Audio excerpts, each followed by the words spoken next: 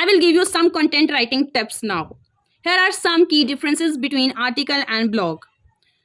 Article not SEO optimized, but the blog is SEO optimized. Article is sophisticated writing skill, but blog has casual writing skills. Article may be written without personal opinion, but blog include personal opinion as well. Article written in second, third person, but blog usually written in first person. Article usually more than 300 words, but blog often less than 300 words. Articles may be related to education, information, and facts, but blogs, opinions, inspiration, insights. Article arranged by category, but blogs arranged chronologically. Articles has infrequent updates, but blog frequent updates.